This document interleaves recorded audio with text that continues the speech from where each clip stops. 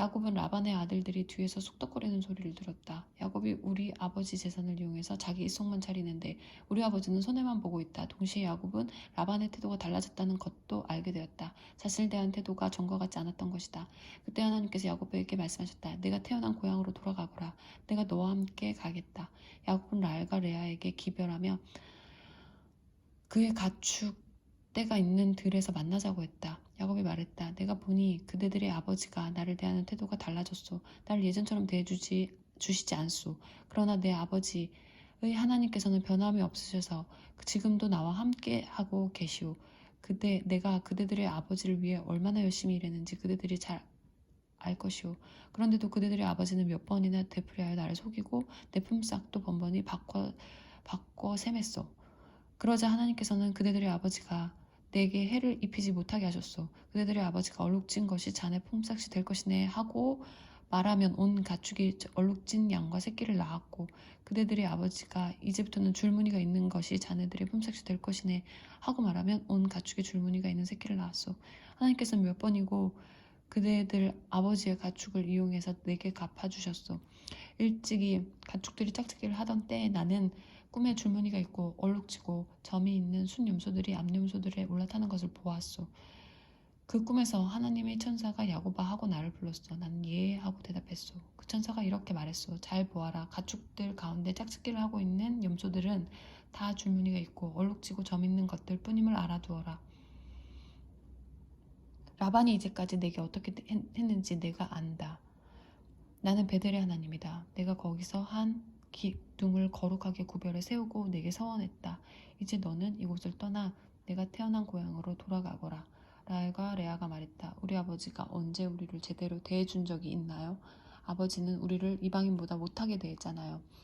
아버지가 바란 것은 온통 돈밖에 없었습니다. 그것도 우리를 팔아서 번 것인데도 아버지가 다 써버리고 말았습니다. 하나님께서 우리 아버지에게서 거두어 우리에게 돌려주신 재산은 당연히 우리와 우리 자녀들 몫입니다. 그러니 망설이지 마세요. 하나님께서 당신에게 일러주신 대로 하세요.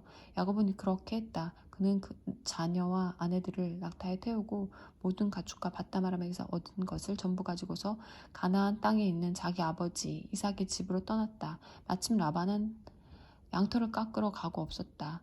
라헬이 그 틈을 타서 아버지 집의 수호신상을 훔쳐냈다. 야곱이 자신의 계획을 비밀로 했기 때문에 아람 사람 라반은 사태가 어떻게 돌아가는지 전혀 몰랐다. 야곱은 자신의 전 재산을 가지고 떠났다. 이내 유프라테스 강을 건너 길라산지를 향해 나아갔다. 라반은 사흘이 지나서 야곱이 도망쳤다는 소식을 들었다. 라반은 친척들을 불러 모아 야곱을 추격했다. 그들은 7일이 지나서야 길라산지에서 그를 따라잡았다. 그날 밤 꿈에 하나님께서 아람 사람 라반에게 나타나셔서 말씀하셨다. 좋은 일이든 나쁜 일이든 야곱에게 함부로 하지 마라. 라반이 이르러 보니 야곱이 길라산지에 장막을 쳐놓았다. 라반도 그곳에 장막을 쳤다. 라반이 말했다. 자네가 나 몰래 내빼고 내 딸들을 포로처럼 끌고 가다니 무슨 생각으로 이렇게 했는가? 어제도 도둑처럼 밤중에 도망쳤는가? 왜 내게 알리지 않았나? 내가 알았더라면 음악과 소고와 피리를 동원해서 성대한 황송식을 열어 자네를 떠나보냈을 것이네. 하지만 자네는 내가 내 딸들과 손녀손자들에게 입맞출 기회조차 주지 않았네. 그렇게 한 것은 어리석은 짓이네. 나는 마음만 먹으면 당장 자네를 해칠 수 있지만 자네 아버지 하나님께서 간밤에 내게 나타나셔서 말씀하셨네. 좋은 일이든 나쁜 일이든 야곱에게 함부로 하지 말라고 말했세. 고향이 그리워서 떠난 것은 이해가 되네. 하지만 내 집의 수호신상은 왜 훔쳐갔는가? 야곱이 라반에게 대답했다. 저는 장인어른이 제게서 장인어른의 딸들을 강제로 빼앗아 갈까봐 두려웠습니다. 그러자 장인어른의 수호신상에 관해서는 여기 있는 누구에게도 그것이 나오든 그 사람은 살아남지 못할 것입니다. 우리 모두 지켜볼 테니 뒤져보십시오. 장인어른께 속한 것이 조금이라도 나오거든 그것을 가져가십시오. 야곱은 라헬이 수호신상을 훔쳤다는 사실을 모르고 있었다. 라반은 야곱의 장막과 레아의 장막, 두 여종의 장막을 샅샅이 뒤졌지만 아무것도 찾아내지 못했다. 그는 레아의 장막에서 나와 라헬의 장막으로 갔다. 그러나 라헬은 그 수호신상을 가져다 낙타 안장 속에 넣고는 그 위에 앉아 있었다. 라반이 장막을 뒤지고 샅샅이 수확했으나 아무것도 찾아내지 못했다. 라헬이 자기 아버지에게 말했다. 아버지, 제가 월경 중이라 아버지 앞에서 일어설 수 없으니 저를 무례하다 여기지 말아주십시오. 라반은 그곳을 샅샅이 뒤져보았으나 수호신상을 찾아내지 못했다. 이제는 야곱이 화를 내며 라반에게 따졌다. 제가 무슨 죄를 짓고 무슨 잘못을 저질렀기에 저를 이렇게 괴롭히십니까? 장인어른께서 이곳을 사사지 두셨으나 장인어른의 소유라고 할 만한 것을 단 하나라도 찾아낸 것이 있습니까? 있다면 보여주십시오. 증거를 제시해 주십시오. 장인어른과 저 사이에 누가 옳고 그른지 우리 가족과 장인어른의 가족이 배심원이 되어 가려줄 것입니다. 제가 장인어른을 위해 20년 동안 일하면서 암양과 암염소가 유산한 적이 한 번도 없었습니다. 저는 장인어른의 가축 가운데서 순양 한 마리 잡아 먹은 적이 없습니다. 들짐승에게서 찍힌 가축은 장인어른께 가져가지 않고 제 주머니를 털어 변상했습니다.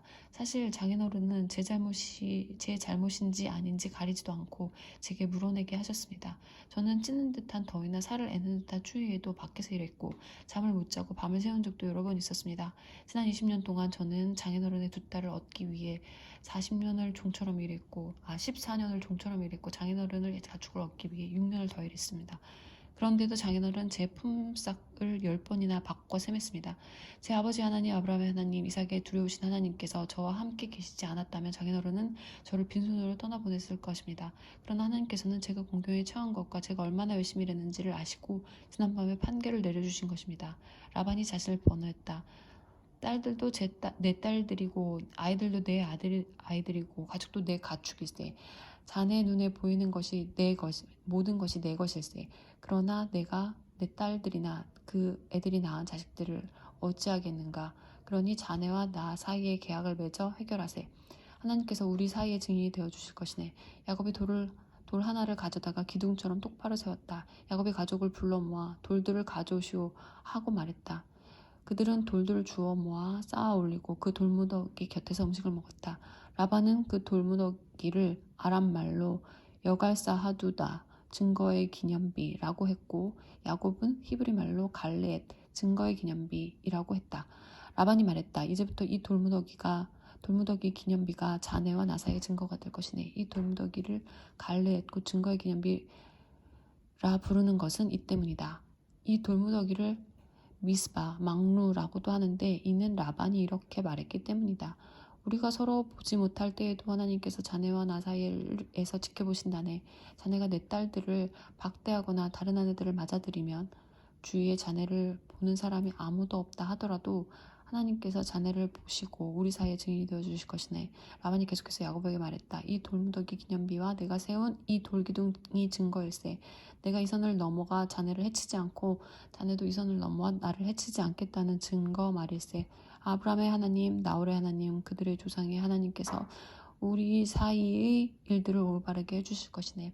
야곱도 두려우신 분, 곧 자기 아버지 이삭의 하나님께 맹세하며 약속했다. 야곱은 산에서 제사를 드리고 예배한 뒤에 친족들을 모두 식사에 청했다. 그들은 음식을 먹고 그날 밤을 그 산에서 묵었다. 라반은 이튿날 아침 일찍 일어나 손자 손녀와 딸들에게 입을 맞추고 그들을 축복한 다음 집을 향해 출발했다.